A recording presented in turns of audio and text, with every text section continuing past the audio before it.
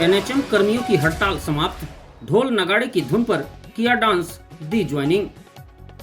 सरगुजा संभाग के एनएचएम कर्मचारी ड्यूटी पर लौट आए हैं। उन्होंने ढोल नगाड़े की धुन पर डांस किया और ड्यूटी ज्वाइनिंग की। दरअसल नियमितीकरण समेत अपनी 10 सूत्रीय मांगों को लेकर एनएचएम कर्मचारी 18 अगस्त से अनिश्चितकालीन हड़ताल पर थे। इस दौरान उनकी सरकार से वार्ता चलती रही। शासन ने उनकी 4 मांगें पहले ही मान ली थी, जिसके बावजूद वे हड़ताल पर थे। इससे अस्पतालों में स्वास्थ्य व्यवस्थाएं प्रभावित हो रही थी। शासन स्तर से उन्हें ड्यूटी पर लौटने कहा गया था, लेकिन वे नहीं मान रहे थे।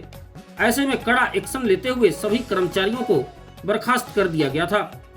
शासन स्तर से हड़ताली एनएचएम कर्मचारियों को बर्खास्त करने का आदेश जारी हो चुका था, जिसके बाद भी कर्मचारी उग्र आंदोलन पर उतारू थे।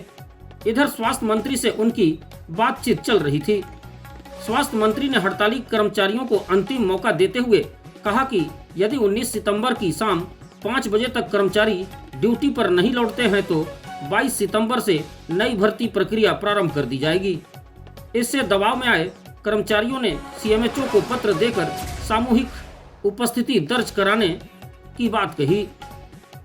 19 सितंबर की शाम तक अधिकांश कर्मचारियों ने ड्यूटी ज्वाइनिंग कर ली थी। इसी बीच शनिवार को कर्मचारियों में खुशी की लहर देखी गई। उन्होंने ढोल नगाड़े की धुन पर डांस किया और ड्यूटी ज्वाइनिंग की।